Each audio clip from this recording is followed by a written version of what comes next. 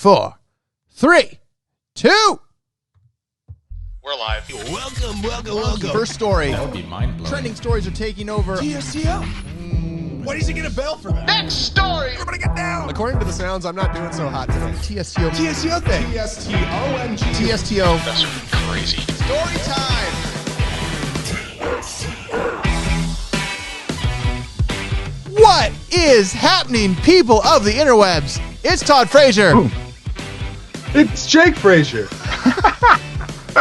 And Chris Cody, I'm here again. And we are all here. And Jake, you're in a cave, I That's right. think. I'm in a spooky cave. You're in The a Jake spooky cave? The Jake cave. It's No, I'm in a spooky cave because it's the Jake cave. Ta-da, ta-da. I like that joke, Chris. Hey, It's I'm a with it. spooky cave.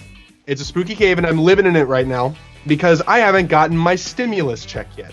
oh yeah. Hey, I think you might know a guy that could have the inside track on what's going on with stimulus payments. Yeah. Yeah, what's up Well, with I mean, that? I'm supposed to be getting it because he can't claim me. You know, he can't. Dad can't claim me, and he can't because you can take the boy out of the cave people's dwellings, but you can't take the cave people out of the boy.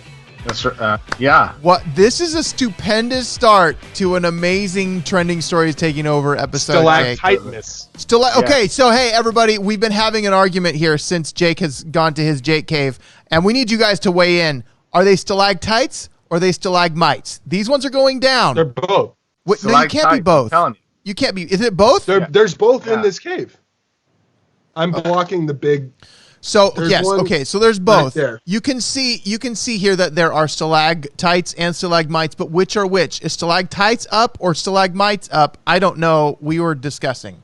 So somebody need Google someone it. in the chat. Somebody Google it and tell us, and we will give you a round of applause. But guys, Wait, I can't Google it because I have Google now. oh, you have Google What? now. How'd you get away from Yahoo? They had their tentacles I in got you. Chrome. Yeah. You were able to block Ina Che Oh, from your what computer? you said. I'm giving you a bell for Chrome Yeah, and an I applause. basically said no. Yeah. Yay. All right. Which ones? What's been? Hey, Chris, I got a question for you. It's Yeah. like a Starbucks question. Your store is still not open yet. Opens on Tuesday. On Tuesday. Okay, good. That's what I was, because we walked there actually. Okay. We walked and we were going to get some Starbucks, and then I was like, it's still closed, so we went to McDonald's instead. I'm sorry. But yeah. I got soda, and you can't get that at Starbucks. You know what? So I made should this get soda. face. I made this face. I'm gonna take that back because I definitely had Arby's for lunch yesterday. Oh, hey. you did. Yeah. Oh. Yeah, it was a mistake. I went Hey. to Home Depot and then I was like, Yeah, right there. and you're kind of like, I think you're kind of like Ken, because our buddy Ken, hey, what's going on, buddy? He is OTP, over the pandemic. For the pandemic. Yeah, Awesome. I think that's happening everywhere. There's so many people that are over the pandemic, and our first story actually has to do with people being over the pandemic and then people freaking out. Did you course. guys? quick transition. That's kind of like it's the scales are on right now, right? It's Right. like, hey, let's have some more freedom. Let's go back to how things were. No! No! How dare you? Masks. It's, you know what's happening? Gavin Masks Newsom is giving everywhere. us all the big triple buzzer right now. He's nope, sorry, you guys got to stay home, because Gavin Newsom is closing the California beaches starting Is it just Friday. me, or does this happen to you guys? But whenever I hear or say the name Gavin Newsom, a little bit of it kind of rises up in here. I kind of want to. He's not Jewish. No, You don't say it like it's a What? Jewish word. You don't say it like it's a Jewish. You don't say Gavin Newsom. I don't say Gavin. no, Newsom. I don't think that's what he's No, saying. I'm not saying how to. No, I think what you're referring to, Chris, is that you get a little bit, like, you throw up in your mouth a little bit every time you say Exactly. Gavin Newsom's name. I think that's more of what he's saying. That makes more sense. Ken has a good nickname for him, calling him King Newsom. Now, I will say, I think that Newsom did a really good job jumping on quick and shutting down the state, which is why I think we don't have as many cases as we have. But the whole purpose for shutting down the state was so that we could get the healthcare system ready when there are a Right. lot of cases, right? That's the Right. whole point. And they're ready. Right. And nothing's happening. Right. And so now they're laying off the people we need to have in the hospitals for other things. And so that's a huge, huge deal. Like, Yeah. open There's only stuff up one. again. There's We're only ready. one king that I will serve. Who's There's only that? one king that I will serve. And that's King James. King James. King James. Watch out. Too hot in hot tub. Heather, how you doing? Daniel has a good one. Gavin Gruesome. That's a bell and a clap, I think. There's like heavy metal coming up in the background. Gavin Gruesome. Gavin Gruesome. I think People are just like, people's kids are trying to sleep right now. No, they're not. Trying It's to sleep. like It's 11:30 in the morning. This is Right. I'm trying to sleep. Yeah, Jake, you got your first buzzer of the show by saying that. So he's closing the beaches because did you guys see the stories about all the people that were on the beach in Southern California, specifically Newport Beach this weekend? Yeah, Dude. 60,000 people. So last Friday, I was doing the drive-through, and I'm like, "Hey, what are you guys up to?" And I either get nothing like usual, quarantine stuff, right? Or they're like, "Hey, we're going to the beach." Really? I thought it was closed. No, it's open. We're gonna go stay at Newport Beach. It's gonna be so much fun. I'm like, "Can I go with you?" Yeah, I know. Well, they opened the parking lots in Balboa. They opened the Balboa parking lots, which are the biggest ones, and people have just been flooding it. And I think it's a lot of like what Ken said at the beginning is we're all OTP. We're over the pandemic. We've done what we needed to do. We were responsible and respectful citizens, and we stayed home and we followed the orders. And now people are like, it's sunny, it's warm. We've been swimming in the pool for like a week because it's been like hot, and our kids are like, it feels like summer, yet we're still in and things aren't opening up. Now it seems to me like the beaches would be a good place to do start opening up, right? Right. So much space. It's and like sun. the end of the world. Yeah. Yeah, and sun. You go out, right? You go to the beach, right? Put yourself in a early, I would say, like a 14th century British person. Yeah. Right? Like just become one of them. Right. And go stand on the beach and look out. That's the end of the world right there. Wait, what? Tell me That's why it. it's 14th century British. The 14th century British, they'd probably look and be like, "It's not the end of the world." They'd be like, "There's something out there, and we shall control it and take it." Right. Are these the same people that still think that the world is flat and that you'll fall off the end? No, come on. Galileo. Okay. Even in the Middle Ages, there were few who thought the world was flat. Hey, There was I've actually seen more common knowledge and that just it was recently here. watched Pirates of the Caribbean at World's End, and there is an end of the world. It's like it's there. You drop off, and then you go see Davy Jones' Locker. I've been there. Pirates also That's a believed in movie. Kraken. That's not. and I thought that too. was a documentary film. That's a movie. That's a fictional story I'm for so entertainment confused. of children. It It's seems Johnny like Depp reaching back into the lives of a middle America. it seemed like it was very reminiscent of like watching mainstream media.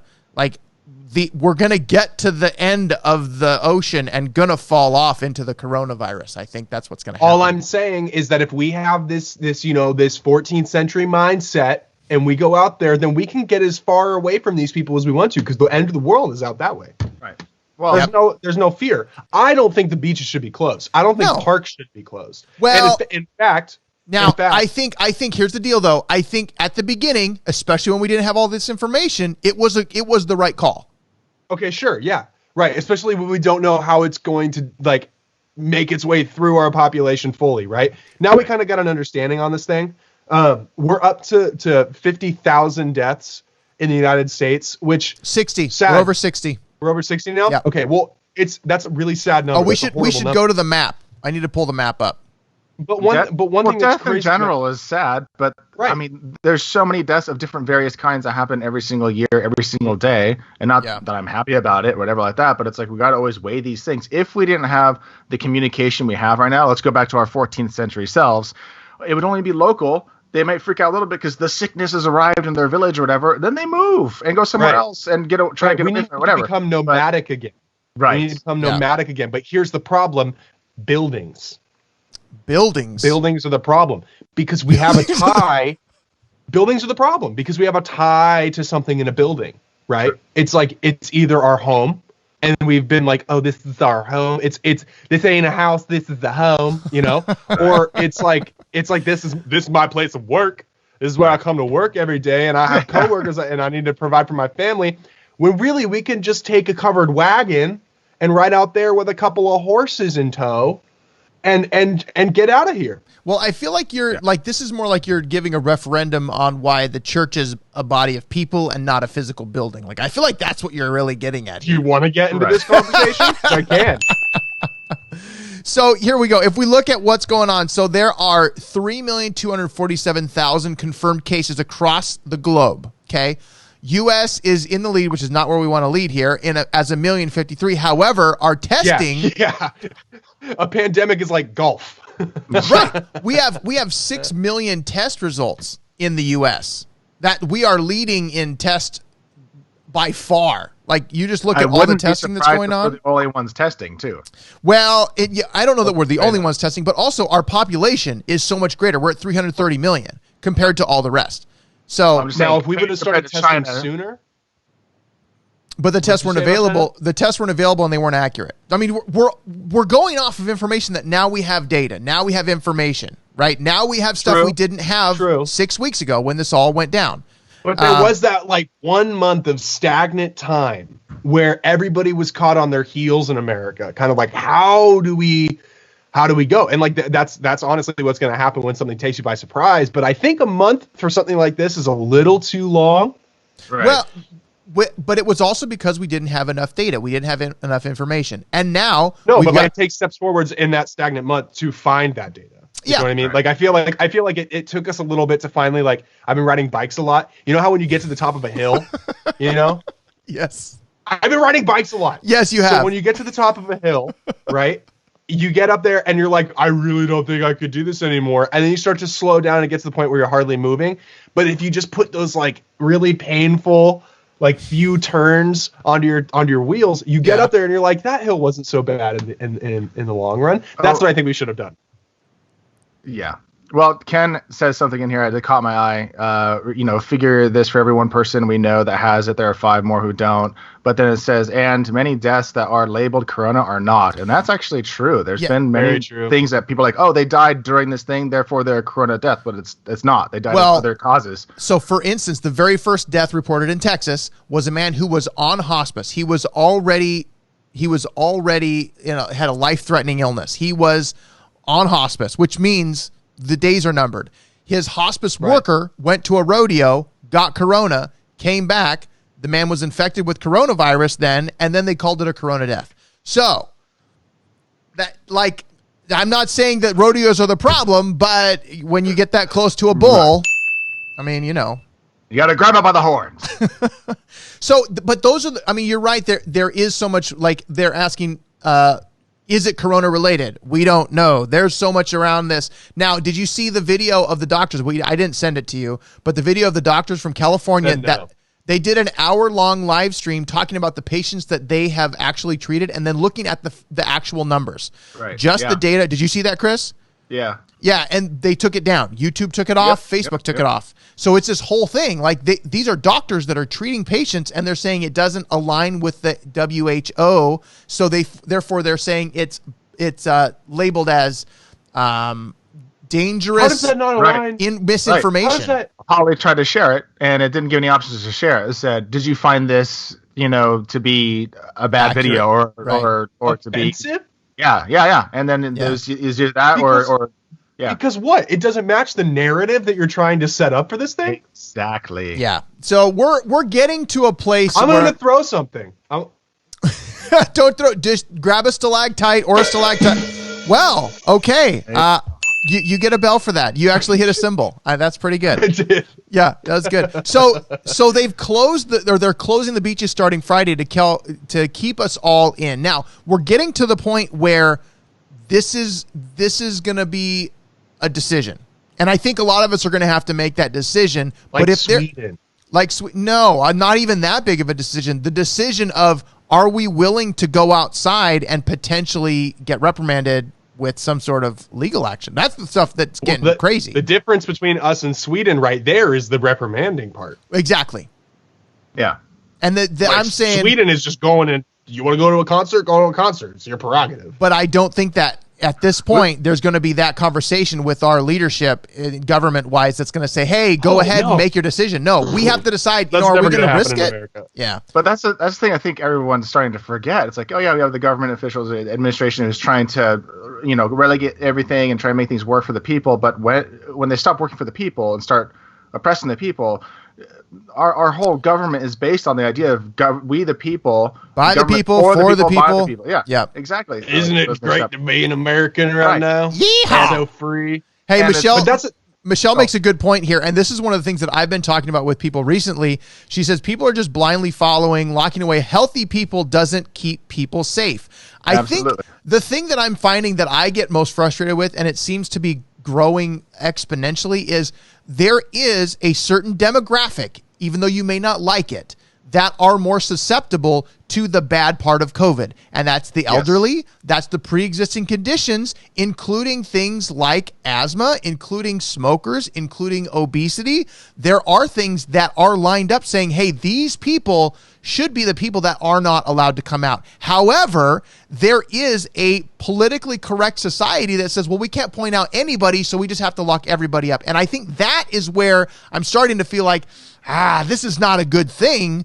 We have to be mindful of what this is doing to the people when the economy is shutting down this way, and all the stuff that's negatively being affected by people with their depression is a big thing right now. And I think there's a lot of things happening within that, and losing their jobs and things that are creating new problems that we wouldn't have otherwise. But there's no good answer. That's the bad part.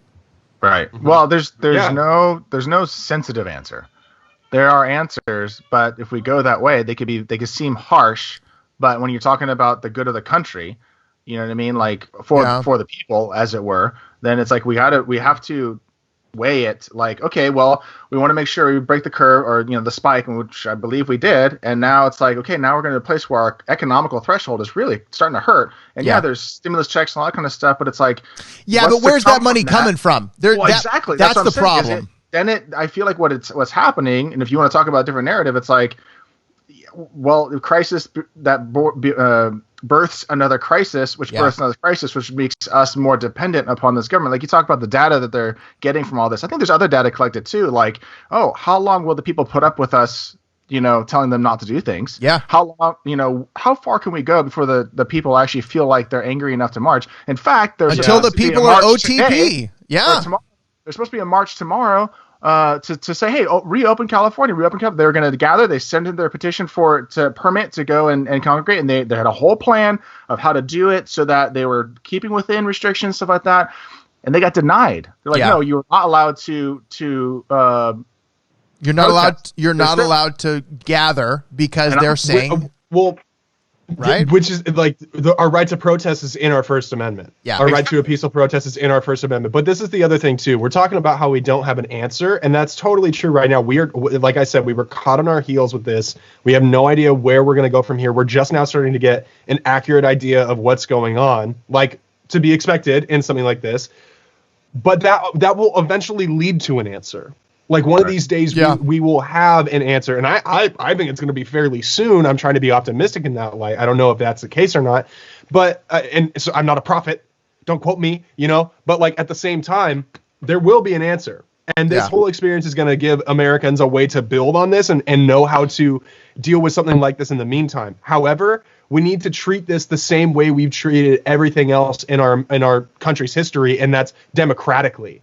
Right. Yeah. As in a democracy where we can say the people have a right to decide whether or not they're going to be exposing themselves to something, whatever it may be. Right. You know what I mean? Because now we've realized that this is life-threatening to a specific group of people, or there are branches of that specific group of people, but there are immune-compromised people that will get this, and people that probably won't. More like the people that are going to be asymptomatic, right? And there should be restrictions on those people. But Michelle asked this question in the chat. She said, do you think OC police, specifically talking about Orange County where we are going to look the other way?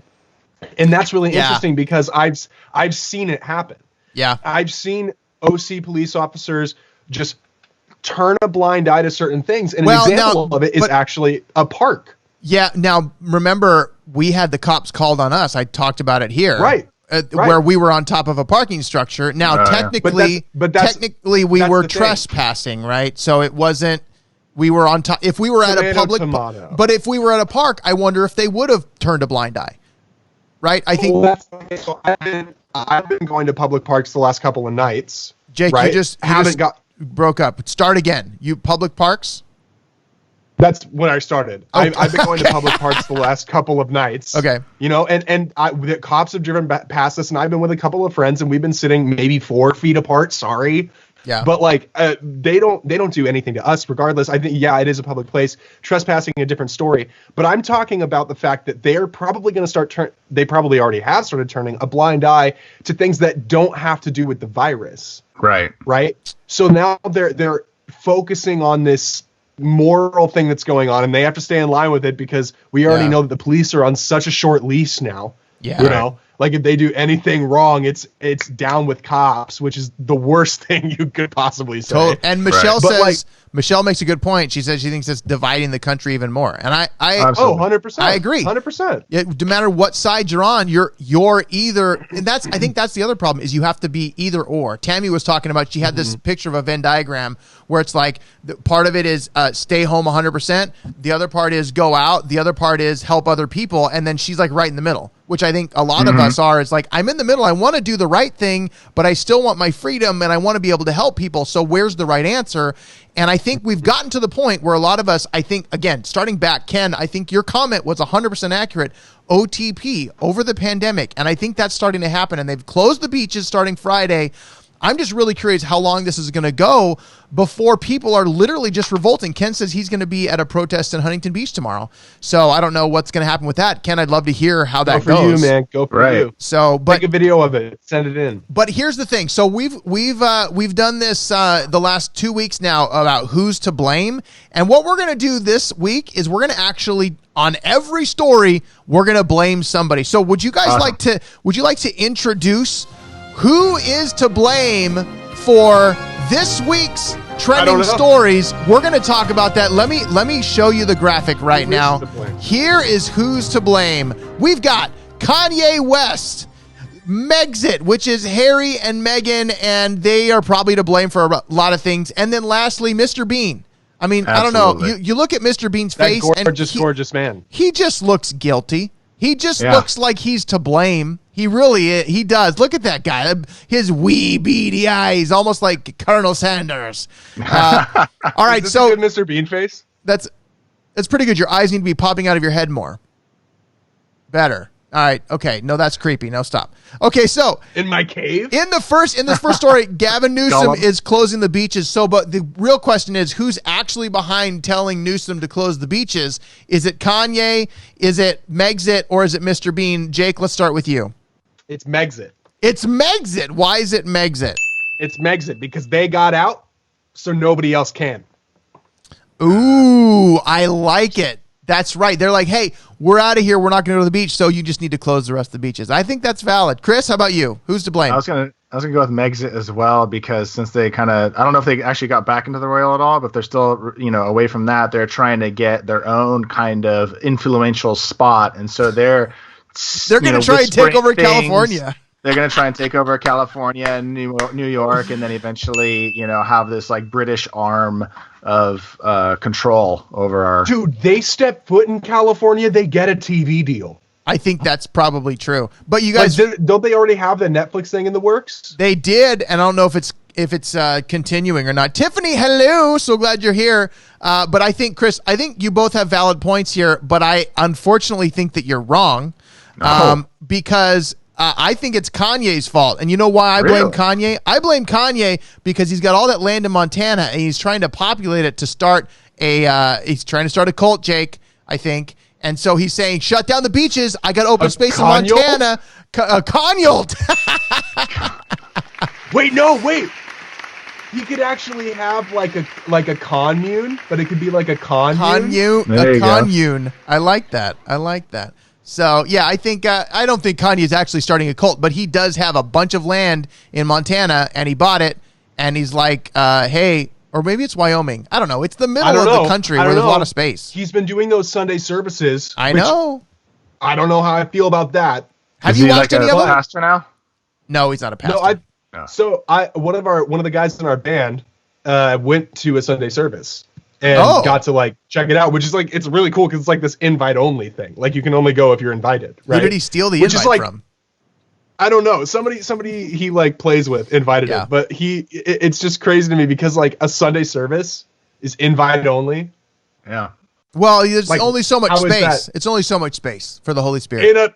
in like Joel Osteen's church. Well, Joel Osteen's church is empty right now. Remember, he's preaching to an empty room. But this was in the good days. It was in the it was This in was the in the good days old before days. the pandemic. Yeah, the days of yore. the days of yore, the 14th century British days of yore. In ye old happy times. Ye old happy times. Well, speaking of ye old happy times, some people are not going to be happy if they have gotten a little something from Amazon that has It's not little. a brain. Yeah, you're right. It's not little. And we're going to talk about that in the next story. This is interesting. Amazon has released, I don't even know why you need this, but they have released a smart oven. And this review good on call. Wired.com, they gave it a 3 out of 10. And I think that deserves some sad read this whole thing? sad music. I did not read this whole thing. I read the whole thing. This Okay. guy wanted to give this thing a 1. Like he did it because it's Amazon and he's afraid that he's going to end up dead on train tracks if he does. Yeah, and you know what? He still might for giving it a 3 out Yeah. of 10, right? So that This guy did not like this. So this smart oven, right? The smart part about it is that you can use your phone and you can use Alexa and tell it what recipe you're putting in, so it knows whether to do convection or it knows whether to do microwave, time, like all of this stuff. And the first line in the article talks about he called, or I guess not the first line. A couple of months ago, he looked like a giant countertop oven that was also a microwave. And then he saw this and he called Amazon and said, "Hey, Amazon, why don't you let me review that?" So we got it. And then he says this line right here: "I wished I'd called friends to help me get it up the stairs to my kitchen because it's ginormous." Like, Wow. like Friends. 54 like the show, pounds. like Friends, 50. That's a big old honker. Now, how many of you guys use microwaves to cook things? Sometimes. No, see. More like here's- reheat. You More like reheat. Yeah. You reheat, and there's a method to it. What you do is you reheat to get the middle texture as good as you want it to get, right? But then the microwave always has an issue. So let's say you're cooking some pizza, right?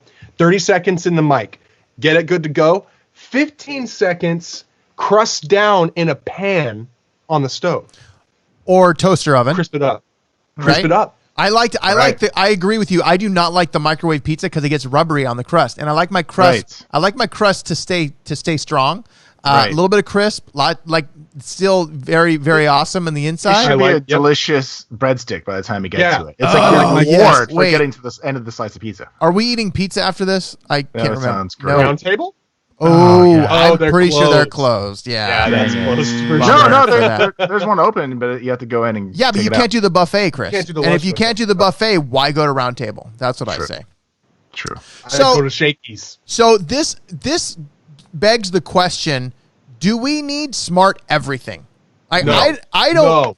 No, In fact, dear I want God. to go back to like brick ovens and stuff like that. You can make Yeah, some Take me really, back to 2008. Right? or- why? or Why put smart in an 1392, oven? Fine too.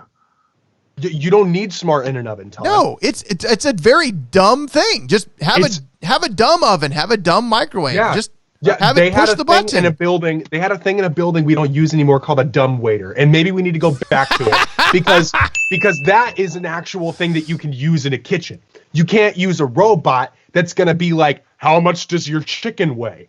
Like, I'm not gonna be like some kind of ripped bodybuilder guy just like holding a random woman at a club being like, she's about 90 pounds. Like, I'm not gonna do that, with a chicken. Why bodybuilder in a club and not like haven't heard that Joe butcher Rogan in a bit? store? Oh, I guess no. If you're referring to the Rogan bit, I guess you make a good point. Thank you. Yeah. So, So- anyways, so so I'm do not we gonna- need? Why do we need smart everything? Why? We don't. I No. feel like it's a marketing tactic. If you can put smart on something, then people will buy it because like, oh, I need that because it's smart. There You can get- was you can there get smart was a- water. Exactly. Smart water. You know what, Chris? Exactly. We have smart water. It exists. However, I can't use the Alexa app on my phone to make it go into my belly. It doesn't work that way. Okay, so in 1999, a movie came out on Disney Channel called Smart House. Okay. And this movie was about exactly what it sounds like, a smart house with a lot of the devices that we have nowadays, right? Okay. This family enters a contest. They go to the smart house. It's like a single dad that's taking care of them, I'm pretty sure. And then the smart house, they can like do this thing where they can manifest the actual like Alexa voice in a human body and like a hologram. And then she becomes like evil and she starts like taking over their lives. Shouldn't that be like Haunted House? Like, I mean, it's all technology. No. But that's a cool idea, Todd, right there, is a twist on the old ghost story. It's actually a tech-made artificial intelligence. Wait a minute. Exactly. Are we eating pizza and writing a feature film later? Yes! Okay. We just planned our socially distant day. Nice. So this is an interesting thing. Like you make the comment about the smart house movie. Like I think we've gone a little bit crazy with the smart house, the smart oven, the smart all the things. Now there are things that are great, but like I don't need this microphone to be smart, right? It is something that I use as a tool that doesn't need a brain. Do you need a hammer to be smart? Do you need a smart hammer? Because Homer Simpson invented one of those. No, Homer just needs a smart brain. Period. That's all he needs. Like that's a rat. So I just think we're going a little crazy with this using the smart whatever, and this smart oven is a perfect example of you don't need smart ovens at all. So we have to decide though. What? You have to blame somebody for it? We have to blame somebody for this. We can't just say, oh, Bezos is the problem, because there's got to be somebody above Bezos that's making this call. So right now, do you think that we've got Kanye to blame, we've got Megxit to blame, we've got Mr. Bean to blame? Those are our three options. Chris, let's start with you this time. Who do you think we need to blame for the smart oven? Who is the blame? Hands down, Mr. Bean. Hands down, Mr. Bean. Why do you think Mr. Bean? Have you ever watched Mr. Bean? Yeah. Oh, yeah. He could use a few smart appliances. Let me tell you. So I think this was his master plan to solve his problems. He was tired of being made fun of in his show, and he's like, "I need something that's going to help me win." You know what? And, I think that's dead on. I think that's a good call. Are you sure you're not talking about Pee-wee? Because I think Pee-wee could use a win. Contraptions and stuff. You saw the Great Adventure movie, right? And he had this whole system set up to get his breakfast ready. Yeah, but life is very different for Mr. Pee-wee right now. Well, that's another who's to blame, and Pee-wee might be next week. Actually, I think he probably needs to be, because he's to blame for a lot of stuff. I'm sure. For a lot of things. I'm sure. So okay, all right. So now I guess it's my turn. So who do I think is to blame for the smart oven? I think it is. I think I blame Megxit for the smart oven, and here's the reason why I blame Megxit for the smart oven is because I think Harry and Meghan are looking for a new marketing strategy because they can't use Royal anymore in their marketing. So they're like, hey, if we use smart, what if we just put smart on things that don't need to be smart, and then we say the smart Megxit, and all of a sudden it's like, oh, that makes sense. We can market ourselves as the smart couple, the smart. I think that's reaching, but it's what I think. I see where you're coming with that, because I feel like smart is really the next step, right? Because if there used to be like, well, this is the royal carpet, you'd be like, oh, that's amazing. We should not go on there with our dirty shoes, or whatever. Now it's like, this is the smart carpet. You know? And you're like, ooh, wow, what can it possibly do? That's awesome. Well, it's basically just a red conveyor belt. It takes you from the foyer to the dining room. Right? And they'd be like, ooh, neat. I don't have to take steps. Nice. Smart. My wine goblet, splish splash. That is a smart carpet. Absolutely. A smart carpet isn't. I think the first smart carpet was in Aladdin with the flying carpet. Like that's a real smart carpet. I'm telling you, I would buy that smart carpet in a self-driving carpet. Self-driving carpet. Hey, Tesla. Hey, get on that smart carpet. All right, Jake, up to you. You're the last one. Who is to blame for the smart oven? Kanye, give us why. Well, break it down for us. Why is it the Kanye? Because Kanye needs one more thing to push him over the edge in this life, And the way that this thing works is like if you're gonna microwave popcorn, right? This oven asks you, how many ounces is your bag of popcorn? Yes, right. Would you imagine Kanye goes to Costco? Yeah. I don't think Kanye goes to Costco. He'd be like, ha! Run with me. Run with me here. Who's got the popcorn? Ha! No. What is it? He does go to Costco because he needs a lot of it. He needs a lot of everything. Okay. So he goes to buys Costco, in bulk. he gets the Kirkland bag. He uses the Kirkland bag. They're like, how many ounces is in your Kirkland bag? And he's like, 100. And then the microwave just goes, why? Because the microwave maxes out at 90 ounces for popcorn.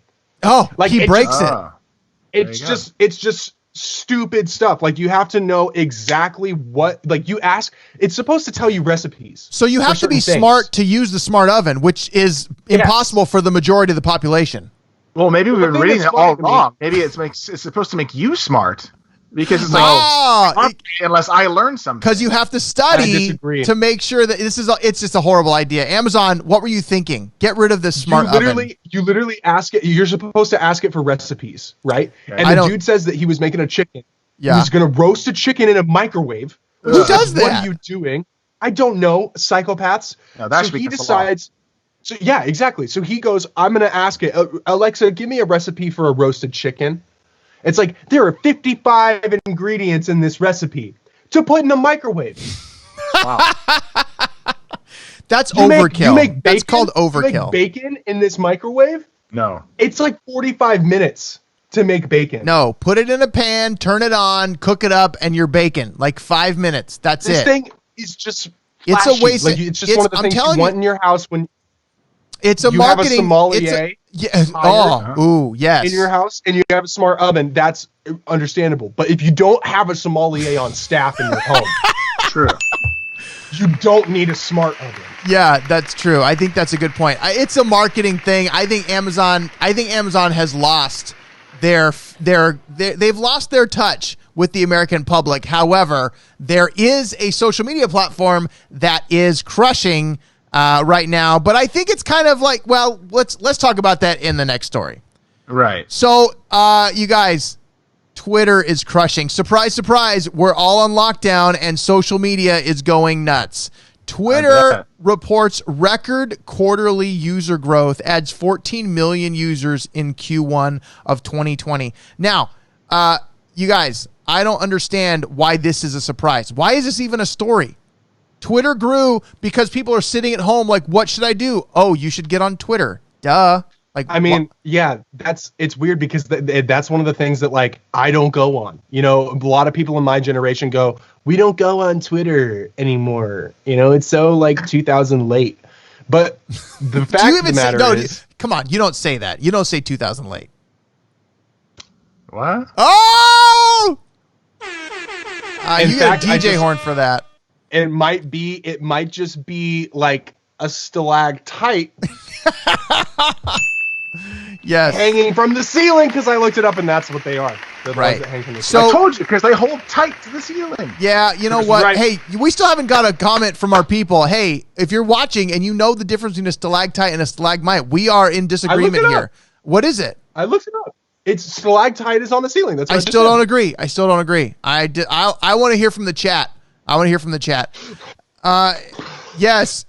Daniel likes, Jake, how you just imagined Kanye at Costco. That would be pretty interesting. Like, ha! Hey, Kim! Where's the ribs? Ha!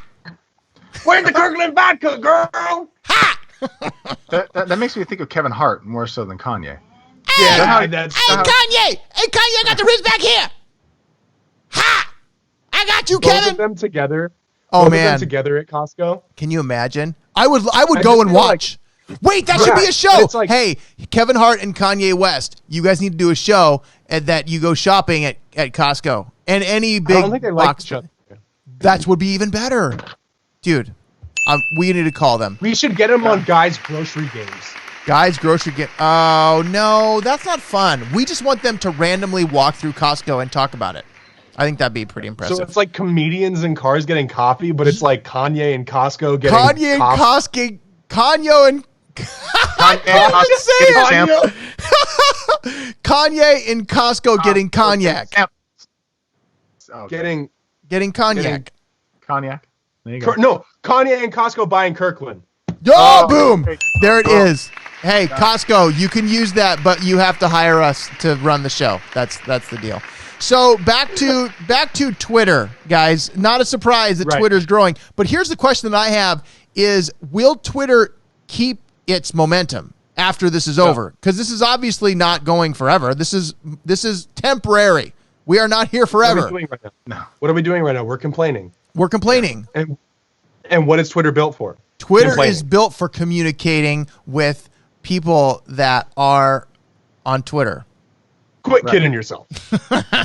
It is full of a lot of people complaining and retweeting. So it's built for the president to talk to people and share his visions of things. So I don't know. I don't know if I don't see that it can keep its momentum after this is over. I don't think it's a blockbuster. I like Twitter. I use Twitter. I think it's great. I think a lot of YouTubers use Twitter. I think a lot of people use Twitter, and there is some value to it, but it is full of like a ton of trolls right now. Like it is troll city on Twitter. If you ever go on there, and it's kind of fun if you just go on and like look at what are people saying and think like, do you actually type that and then you hit tweet? Like you had to hit the button to actually put that out to the internet. So it really gives you less hope in humanity than you had before, if that was possible. So, but here's the problem. Sign up today. Twitter exists, and who is to blame for Twitter's surge? Who's to blame for Twitter's surge? Because we have to blame somebody. And I think, are we to me? Well, this is story 3, so we're to me. Do I blame Kanye West, Megxit, or Mr. Bean for Twitter's surge? I'm gonna have to say, you know what? As much as I want it to be Mr. Bean, I really am gonna have to say it's Megxit. It's Harry and Meghan, and I think that they are behind this because I think it's linked to them taking over California and taking over New York, whereas a lot of the trolls live, even though there may not be bridges, right? They live there, and so therefore they're saying, if I can get a hold of Twitter and I can get a hold of California beaches, I can take over the world. I think that's really what they're doing. That's what makes actually sense to me. Very good plan. That is very good. Good point. Right? I think that I'm going to give myself another bell because I have the bell. So, all right. You have the power? I have the power. All right. Okay. I'm going to give myself a... Whoa. Rain Man. You got a Rain Man, and I gave you a DJ horn because you can't hear those extra sounds. So Ellie has, I think, a great name for the Kanye and the Costco show is just simply Kanye and Kevin and Costco. There you go. Comedians and Cars Getting Coffee, Kanye and Kevin and Costco. It's the same rhythm. I think that's brilliant. Yeah, I think that's cool. All right. Well Netflix, done. Netflix or Amazon. It's a race. Netflix or Amazon. Although Amazon probably wouldn't want to send people to Costco because they want them to go to Amazon. So that's another thing about Netflix. The smart oven is you would take you're supposed to scan an app and it would show you an item, right? And like it would show you like what all the information on how to cook it. You would scan that app and it'd be like, sorry, this one doesn't come up in our system, but this one from Fresh Foods on Amazon does. Yep. That you know what? It's all part of Megxit's plan to take over the world. All right, Jake, who do you blame for Twitter's growth? What are we blaming? Twitter. That's what we're blaming. Yes, Twitter. This one is Mr. Bean. And the reason why is because everybody is in absolute chaos staying at home right now. They're just like, when is he going to make another movie? When is he going to go on another holiday? When is he gonna trick a bellhop? Yes. You know, when are we going to see him give a little like fake dollar bill to a bellhop? Right. And go steal a Mini Cooper out of a showroom? When are we going to see it happen? Right. That's a good point.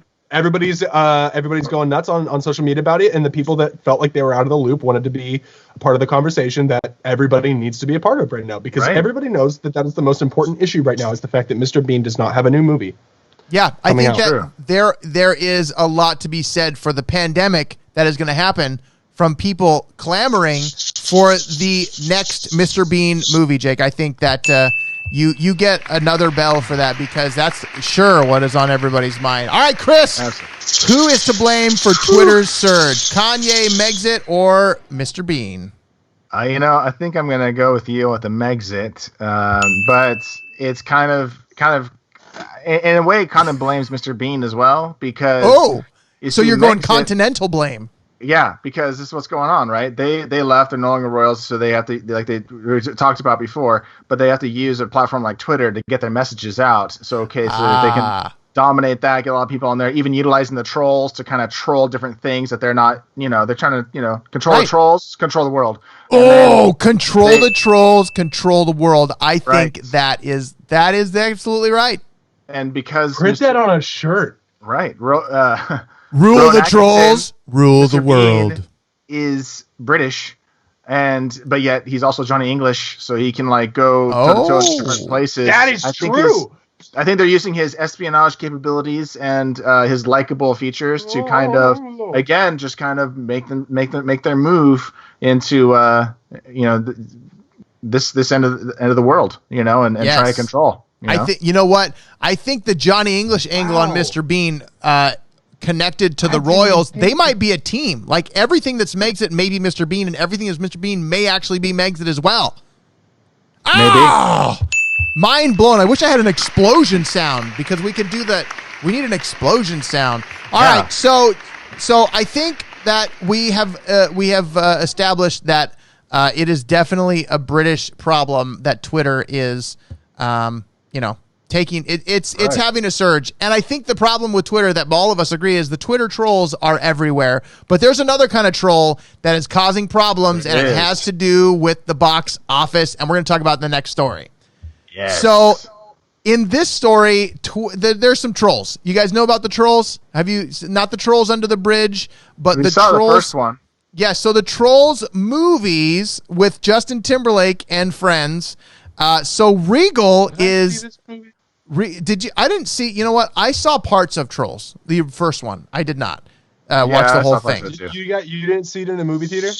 No, definitely did not see Trolls in a movie theater. Yeah, then I didn't either. Yeah. I thought I had seen it with you guys or something. No, that's the only time you probably would have seen that was going with us to see Trolls, but no, we didn't. Well, I mean, I don't know. Well, you and I were hanging out and we're like, let's go see Trolls. We gotta see Trolls, man. Let's go see Trolls. We just became Bob Dylan. Hey, guys, we see Trolls. Let's see they're playing music this time around. Right. So with everything happening with Corona and everything shut down, one of the big places that is shut down is movie theaters, obviously, because you're in a room with a bunch of people that are coughing and sneezing and touching their face and who knows what in the movie theater, because that's what happens in the dark. You never know what's happening. Yeah, Pee-wee, give Pee-wee another chance. All right, so we're not blaming Pee-wee for this one. Maybe next week. But so Regal has come out and they refuse to play Universal movies amid the Trolls World Tour dispute. Now, this is a really interesting story to me. And I thought it was really strange when I saw this. So what happened with everything going on? The movie theaters are shut down. And that the Universal decided that they're going to release, we've talked about this before, the concurrent release in theaters and online, doing it. And I'm like, I don't see why that makes sense. You're losing out on box office money, but maybe you're making more money because not as many people are going to the box office. But right now, you literally can't. You literally can't go to the box office. Well, that's why they did it. Is they did it preemptively in order to be able to counter that curve that they're going to face with box office, right? Yes. Right. Box office isn't what they're wanting. They always put that number in front of the total domestic growth or the total national or world growth or whatever of a certain movie. Yeah. But that's just because it's almost like a regal, elegant thing to say before the massive number that you've accrued. It's like getting an award. It's like hanging an award. Yeah. Right. This is our box office numbers. All money ends up in the same person's pocket at the end of the day. They don't care where it's coming from. Right. You know? Well, so but the movie theaters care. Well, yeah, the movie theaters care, and that's what the story is about. It's a feud, man. What it is it's the actual studios that are making these movies saying, look, we need to make money off of these, even though our movie theater, our partners in movie theaters aren't open right now, particularly like AMC or Cineworld or all these IMAX, all these huge movie theaters. Oh yeah, they're like, we still got to make money, and you're not an outlet for us at this point. But you know what it is? Amazon, Netflix, Hulu, things like that, right? Yep. So they have to. They're given no other option. But then the actual like AMC and the Cineworld, all those giant corporations that own movie theaters are saying that this is a disrespectful move from the movie industry. Yeah, so right here, the very opening part, Cineworld, who's the owner of Regal Entertainment, is joining AMC theaters in refusing to play some Universal Picture films in the wake of the NBC Universal CEO Jeff Shell's promise to open titles on premium video on demand and in theaters concurrently instead of waiting, because typically they wait 90 days before they release it video on demand. But that trend has been moving forward, because like with the Netflix, The Irishman was concurrent. It wasn't a 90-day thing, but it was also a Netflix film. So it was not typically going to be in theaters. So there's that. Right. But the comment here that says Same Universal's with Marriage Story. Yeah, same thing. So Universal's move is completely inappropriate and certainly has nothing to do with good faith business practices, partnership, and transparency, Cineworld says. So what do you see on this, Jake? Like you're the film buff guy. I mean, Chris, you are too. It's just, I say that, but film buff guy, yeah. Yeah. I have to watch. I pick up the DVDs and I put them down again. I pick them up and I put them down and I get pumped. I love the stories. I love good characters. The one get too light, strong. Yeah. So Jake, what do you see? You made a face when I was reading that comment from Cineworld. Yeah, well, just because Cineworld is somebody that is in. I mean, the way I look at it is, yes, they have to deal with movies, but they're more in the real estate game than the actual movie game. Yeah. You know, they're more in the like entrepreneurial, getting people inside of their business than they are in actually the creating and maintaining of art. And honestly, in the way that I would look at it, Universal is not a small company by any means. No. Like, they have a ton of money, but now NBC Universal, look. They have their own streaming platform now and their connection to all this other stuff. So I mean, it's a business model. Yeah, it is a business model. It's massive, but like these creators got to watch out for the creators, man. If you create something and you dump money into it and you're looking for an equal yield or a profitable one, you cannot take your chances with this thing right now and try to put it into the laps of people that would be consumers and go watch it in public. Yeah. You know right now that people are watching it at home, and that's what you got to aim for. So I don't think Cineworld should be looking at this as a disrespectful, non-partner like move in this weird time. Like, they should be more graceful. Well, I guess I don't know. So the thing here, Daniel says, and he makes a good point, large theaters are doomed and they know it. And I think that was true before this pandemic hit. Like, large theaters were in trouble because people could get it on demand. Like, that's the whole point of it. Now, I still don't know if I fully get behind that. I agree, but I think the scale is going to have to change. Either the prices are going to have to go up to maintain the real estate, like you said. And the experience has to become grander. Yeah, exactly. Now, the other thing I will say in this, I think it's contractual.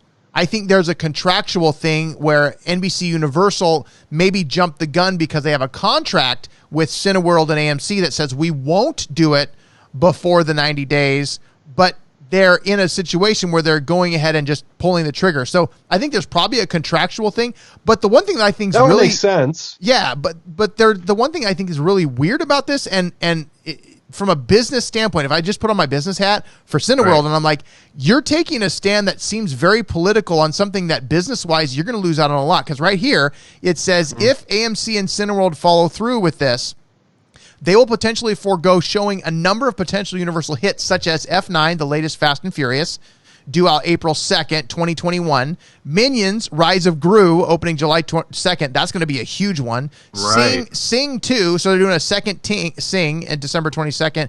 And another Jurassic World movie scheduled to launch in June of 2021. Those are some huge movies, and that's some big money that they're going to potentially be in, saying, like, we're going to take a stand that you can't do video on demand because of whatever reason, and they're foregoing the money that they would get for these. Because I don't necessarily think that the people that are like, I'm going to do video on demand instead of a theater are going to be the people that go to the theater anyways. They just probably wait the 90 days. Well, I mean, for sure. Do you think it could be? I mean, I feel like they should have a stipend in their contract due to everything else. It's like, well, hey, you know, we can't go through our regular channels in the theaters, but that's not their fault or our fault, whatever. Like Jake said, we got to maintain the creativity going, and the only way we do that is to send it to people's homes. But maybe the theaters should get a piece of that contractually, because they were intended to get certain revenue by, everything going. But I mean, right. And that is the solution. That is the solution Yeah. that you work towards is realizing that is renegotiating. Right. Because Yeah. right now there is a moment where our current contract does not benefit either of us in its full form. Right. How do we renegotiate to get the same benefit on both sides? Yeah. And that's what the movie industry comes down to in a lot of instances. But Yes. when I see these specific names, all of which being set to release in 2021, it makes me think that Cineworld has a contract with Universal for F9, Trolls Right. World Tour, for those movies to Yeah. be screened in their theaters. Universal probably also has a contract for other movies with other theater owners or theater Right. operators Well, and in order from- to be able to make money off those. Right, and from a standpoint of how that works is the theaters have to pay for the rights to run the movie. Right. So they've Right. put out money, and in this scenario, they've probably put out quite a bit of money for the Trolls World Tour that they're now Right. going to miss out on making their money back. So in a perfect world, right, they would be able to negotiate this and say, okay, we're going to, NBC Universal says, hey, you know what, we're going to refund you X amount of dollars for Trolls World Tour, and then we're going to continue forward with our other contracts, but we need an adjustment because we're going to actually play it sooner than the 90 days that we promised. So, but I think this all comes down to money. It all comes down to Right. dollars and running a business, and it's going to have to at some level be negotiated. Ken says, Ken's watching. You jumped over to Twitter, my friend. I love that. He's watching on Twitter. He says, I prefer movies. They're booming right now. I know. Twitter. Yeah. Hey, you know what? That's probably what happened. Ken just went over to Twitter, and then Twitter, all of a sudden, they hit a higher level than they've ever hit before. So, Ken, way to go. That kind of brings the question though, is like, would you pay more for your current Netflix, Disney Plus, or like that if they started to say, hey, no, actually, we're going to release our big movies concurrently on our streaming devices? Like, Black Widow is supposed to come out soon. Yeah. Would you think that would be worthwhile to, instead of paying $6.99 a month, to pay $9.99 a month or whatever in order to get those titles coming right to your TV when they released? Right. Well, and I think that's another interesting thing is, again, it's temporary. So maybe why not just push the openings of some of these movies? But then you've got, we don't know back end what's happening and financially where they're at and what actually needs to happen contractually. So there's so many moving parts to this, but I just think it's really weird that two theater chains is considering foregoing a huge amount of revenue on these big movies that are coming out in the next year. That Do they have a choice though? that's what they're saying. They're saying they will potentially forego showing a number of movies. They won't buy into them, which means as in like after this whole thing is over. That's all speculative though. it is all speculative. That's all like no. making a number like AMC and Cineworld are saying they may potentially forego because of Trolls World Tour. That's what they're saying. Right. No. Right. I understand that. But what I'm saying is that that's still largely speculative on the fact that movie theaters will be open by the time that these other releases are going to be out. Oh, that's a good point. They may not. They say no, they haven't been open. That's a good point. Yeah. Good So point. like they're going to void the contract if you can't open your movie theater, and they're still going to show it on streaming anyway. They're going to be like, well, screw this. Like there's no way we can win. But then they have a fighting chance if movie theaters are back open and these things haven't come out yet. And they can say, okay, let's renegotiate this, or just as a ploy, or as a as a penalty, to Universal saying, no, we will not take these movies anymore. Yeah. Right. Yep. I agree. And I just think it's weird. And I think it's gonna be interesting when the movie industry does open back up, like how many people go to the theater. Cause I mean, if you're social distancing in a theater, I'm going to go every day. I know you're going to go every day. And I think the majority of Californians that went to the beach would probably go to the movie theater. So I don't think that that's an issue, but we have to blame somebody for Trolls World Tour. Absolutely. And I think we're back to the top. So Jake, you get a chance right now. You get to say who is to blame for the NBC Universal versus Regal and AMC theaters Troll World Tour debacle. Who's to blame? Is it Kanye, Megxit, or Mr. Bean, Jake? I think it's Mr. Bean for my same reason as the last one. What's your same? Say it again. Everybody's Cineworld is just waiting for a new Mr. Bean movie. That's the only one they're going to get. It's all related to the Mr. Bean franchise. We're clamoring for more. Yeah, but I do have to say, with this Trolls World Tour movie, buy it, watch it, and the reason why is because in the soundtrack, somebody that I went to middle school with, very, very like distantly related friends. I mean, we were friends for a while, haven't talked in years, but She was in theater and stuff like that. Her name's Madeline Reynolds. She actually has one of the songs on the soundtrack for it. What? Oh, cool. That's super which is cool. really cool. You know what? Yeah. She I gets a kind of wanted bell. to watch it anyways, just because it's all about the battle of different kinds of music and how like metal is trying to take over everything, which is like real Yeah, life. but Chris, Dude, you know that's pop so- wins. You know pop wins in the end. No, it doesn't. Oh, it does. I mean, in it this does. movie it will. It In this pop, movie it come will. pop on, wins in the try. end. But if you Sellouts. listen to any Sellouts. if you listen to any Tenacious D record ever, and then you have the metal, and the metal always prevails. That's right. Grunge once tried to kill the metal, That's right. but I the think. metal was in the way. Wait, so And are then you that's what's gonna blaming? happen. Are you blaming Jack Black or are you blaming Mr. Mr. No. Bean? Okay, Mr. Gotcha. Yeah, Mr. Blame- Okay, Mr. Mr. Bean. All right, One Chris. and the Chris, same. who's to blame? Is it Kanye, Megxit, or Mr. Bean? That's tough. I think I'm gonna go with Jake. I think Mr. Bean is behind it. Really? He's to blame because he hasn't seen. He's actually with the streamers though because he hasn't seen residuals coming from the theaters themselves for his spectacular debut as not only Johnny English and Mr. Bean, but I think they wanted to revamp Black Adder, which is a fantastic show he was in back in like the 80s or whatever. Okay. And so I think he's like, hey, streaming's where it's at, and we need to make sure all my future films with Mr. Bean, all my other characters, because he's super like, Yeah. regal now. Now he's in line with Brexit and everything, or Megxit. They're intertwined. Because they're so aligned. Yeah. Yeah. they're aligned, and he's got to live up now to his status. And so I think he's trying to create more of a wedge between the theaters and the streaming services. He's creating a wedge between the streaming services and the movie theaters. You know what? I could get behind that. But it's my turn, and I'm gonna have to blame Megxit. I think that Megxit is the problem, and I think it comes this close to a clean sweep. We were that close, and I couldn't give a clean sweep to Mr. Bean because the issue that I have here is all the trolls, and there are so many more bridges in Britain than there's trolls under those bridges, and so therefore they're siding with the trolls to say, here's the deal, we're going to be with you on Twitter, and we're going to take down the AMC Cineworld conglomerate of movie theaters and take over the internet, which really is going towards their world domination. I think that's what's happening. Which is very rich in the English blood. Yes. They're all about world domination, See? and all the movies with world dominators usually have an English accent. I think that's true. Yes, and most villains are British anyways. Right. I think that's just how it works. That's how it works. All right, but you know what? Before we move on, there are more than double the amount of bridges in the U.S. than there are in the U.K. but they're not as old. Yeah. And I think trolls prefer old bridges because they've lived there longer. Like that's But their there's a London there's a bridge comfort there. there's a London bridge in America too, though. Yes, that's true. At Havasu, that's yes. Okay, There's I'll give a that to you. Brooklyn Bridge. I know there's a lots of. Gypsum Hey guys, Canyon Bridge. you're killing my reasoning. You guys are killing it. Stop it. All I'm saying is maybe you should have given the clean sweep. Maybe no.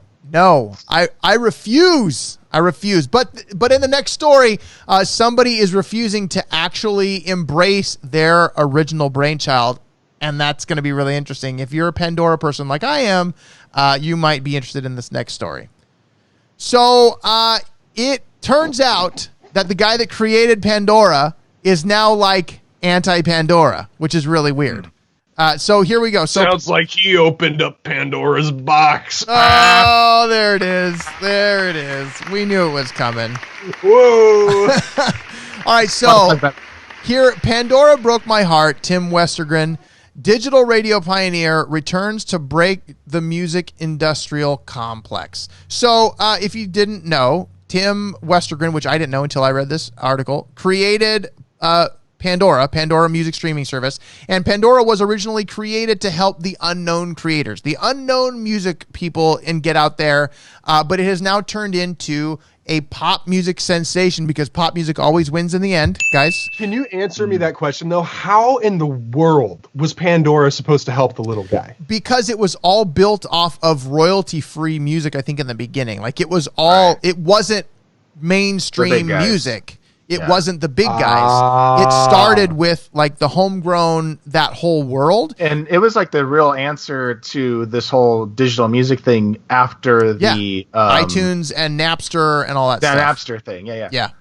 So that's what they tried to do, and they tried to help creators, and then they get into the music industry, and then dollars start talking, and then that's what happens.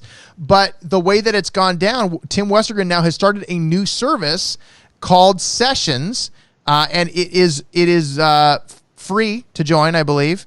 But here's the deal. It's focused on live streaming, because if you look at all the stuff that's happening with events right now, especially with COVID, there's no live events, but people are doing live concerts on Facebook and on YouTube, and they're doing it that way, which it's not the same experience, but they're trying to figure out some way to do it. And it's going to become a lot more common after this whole thing is over too, to see bands doing live streams and stuff. But but why? What do you don't think that it's going to be like, well, now that we're back to normal, people are just going back out to the shows? Oh no, they definitely will. But you'll start to see people just being like, look how accessible it is to get our music into somebody's living room that probably hasn't heard us before. Right. You know, like, I mean, if you're watching, like there's a band called The Frights, right? Really popular around this area, up and coming. And I've listened to a couple of their things, but didn't really pay attention to them much. I was scrolling through Instagram and I saw they had a live video up, and so I clicked on it, and I got sucked into it. I ended up watching the whole thing. It was like an hour and a half, and I didn't even know like any of the songs, but I was like, this is really cool because you can see what people are saying, you know. Yeah. You're like in a conversation with everybody in the club. Right. They're right there, and then there's just this one guy, and you can hear what they're saying because they're typing it. You don't have to try and push your ear and see what they're saying. Dude, that whole thing. That's an interesting. Every time and I if you don't know showed if you don't know what we're talking about, then you're not a real concert goer. You don't know how it works. No. You got to go to a concert, and what you got to do is there's this little flap of skin right here on your ear. You got to take your finger and put it on the person you're trying to talk to's flap, and you talk to him. And the vibrations of your voice through your arm go into their head, and they can hear you crystal clear. But not until this COVID pandemic is over. We do not advise that right now. Nor do we advise consuming any liquid cleaners. You don't lick your finger first and do see, that's called a wet willy, and that's a fun joke to do after. It's like, I just want to talk to you. Just kidding.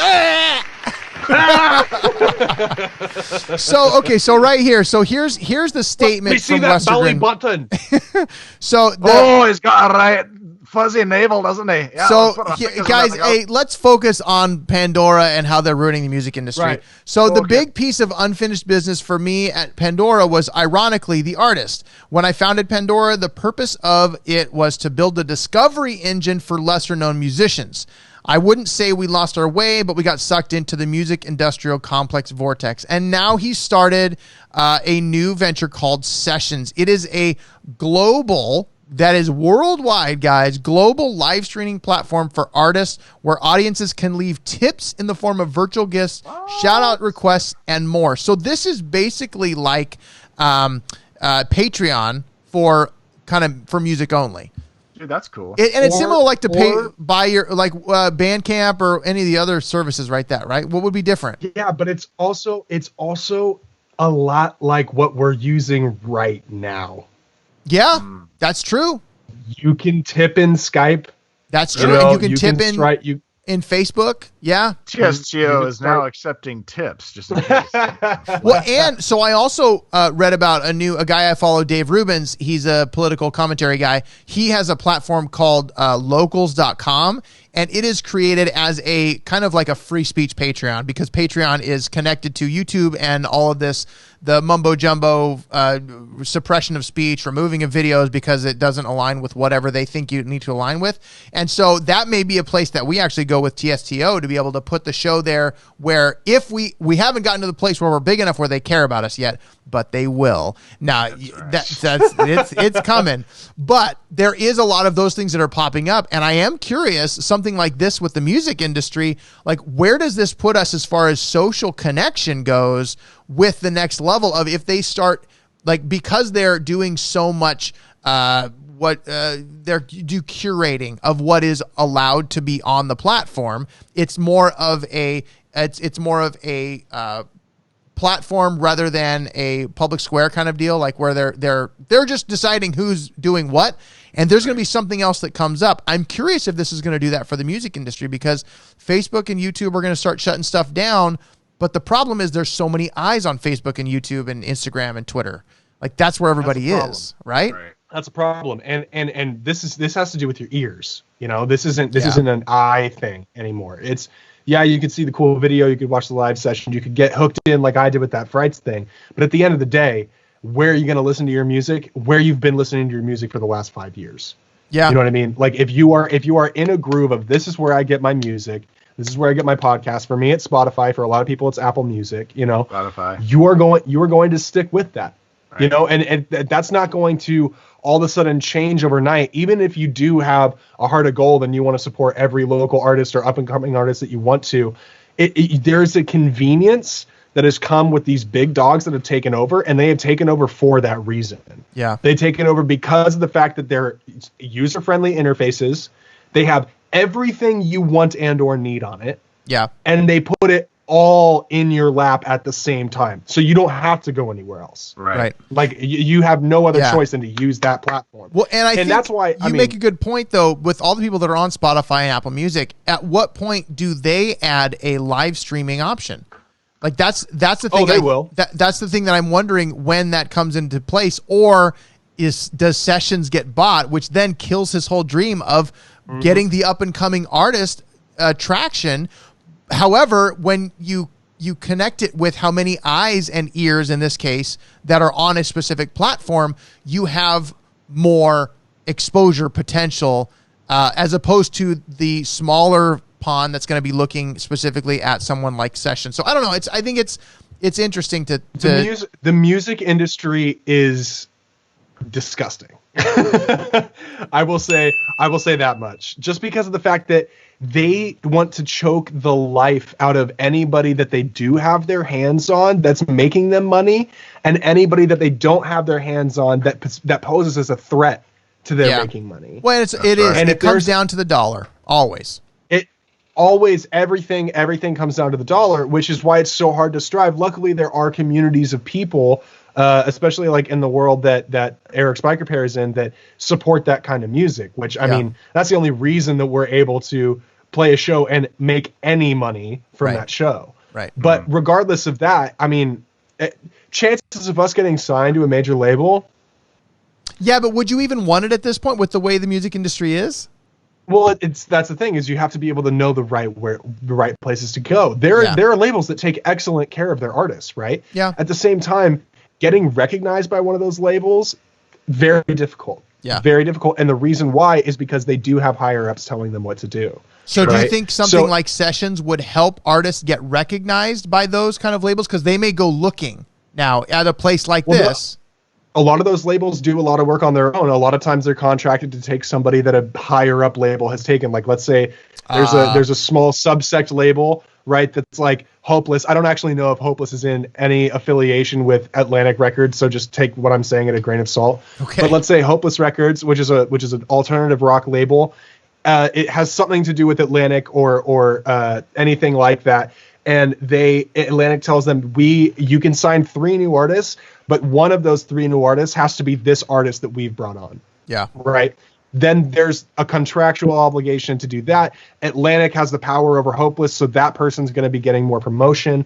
It's going to get to the point where next thing you know, these 2 other people that Hopeless signed are going to fail in comparison to the one that's getting the buku bucks put behind them. Yeah. And that's why I'm kind of afraid of something like Spotify moving towards this idea of buying Sessions. Like, if that were ever to happen in the future, like you propose, like if that did happen, then the idea of giving everybody equal opportunity goes away, and the Discover Weekly or the upcoming artist playlist that they post on Spotify or whatever the major record organizations want the spotlight to be on in order to gain more money, which means that they put more money into that person. Yeah. No, this is Jake, and that's been my TED Talk.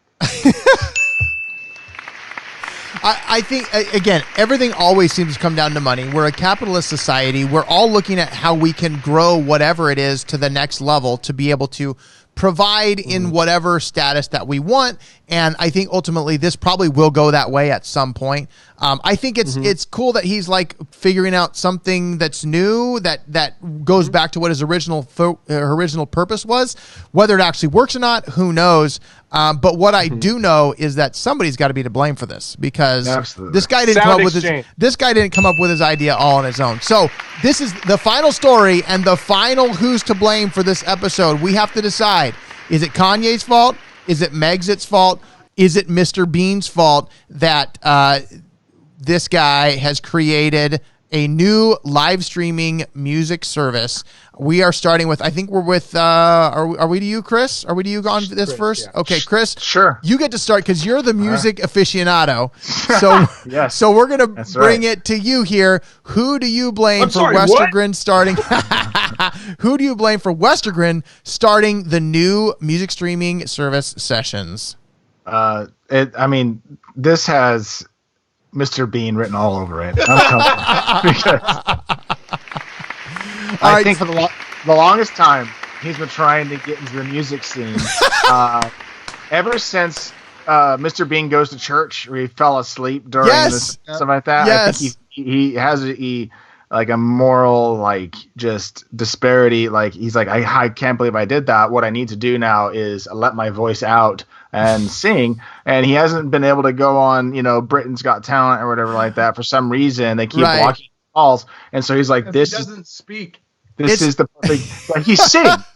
So yes. he can sometimes just makes noises and stuff like that, and he's kind of free range with that. And regardless of what he sings or how he does it, the point is he's an artist, and so he's wanting this opportunity for his stuff to be put in front of people that Spotify, like you said, Spotify's big things are not going to do because they're just not on. He's not on their radar, But this will put him on the radar of people who love his talent.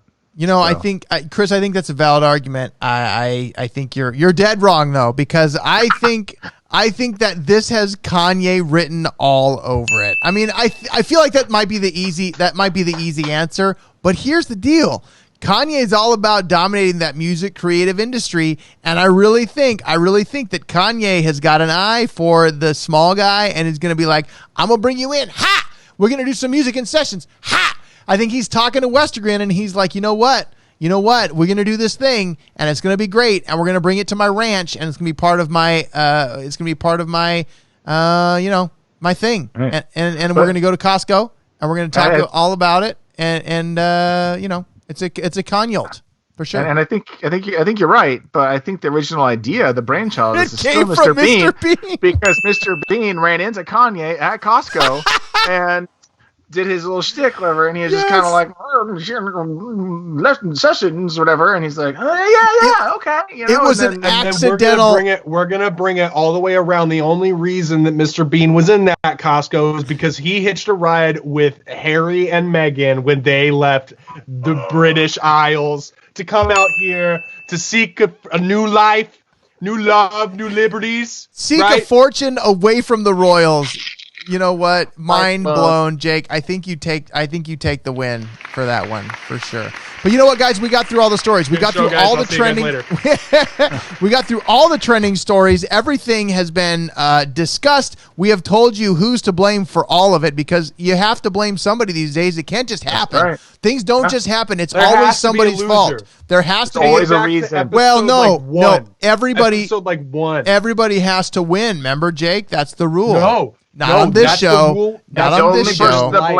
The only person to blame for episode 1 is Jar Jar Binks. Okay? All right. Yep. And Mike Trump. There you go. What did Jar Jar Binks do? I don't know, but Chris likes to bring the Star Wars references whenever he can. I think that's what is. Oh, my goodness. All right, you guys. You know what? This is fun. Hey, remember, if you ever start about thinking about starting a podcast. That was the worst ad read I've ever heard of in my life. Do things online. Do things online. Go to the Do Podcast course. There is a free course where we take you from start to finish using just your phone. You don't need fancy equipment. Do Podcast. Start it now, and we have sales going on where we have full access to the course starting at $29, guys. $29. Yeah. You can get full access to the Do Podcast course. Go to Do Things Online, check it out, sweet. And start your podcast today, and maybe you should put it on Sessions. I don't know. Yeah. depending on where you want to go with it. All right, I am Todd Frazier. Is that allowed? I don't know. I'm Jake Frazier. I don't know if that's allowed. I'm Chris Cody, and I disagree Chris with Cody. you. I think it is allowed. All right. allowed. Well, hey, you know what? We're going to find out who's to blame for it allowed or not being allowed in the next episode, and it might be Pee-wee's fault. Who knows? You just got to be ready for it. You got to be ready for it.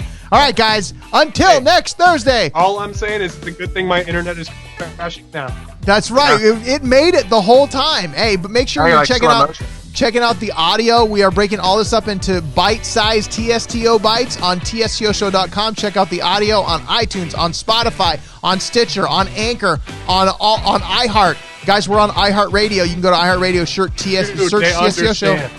No, I'm telling them all the things. Go to TSTOshow.com. Check us out next week. We love you, and we will see you later. Peace out. I'll tell your mom. Oh, yeah. Happy Mother's Day, Jake. I'll tell your mom.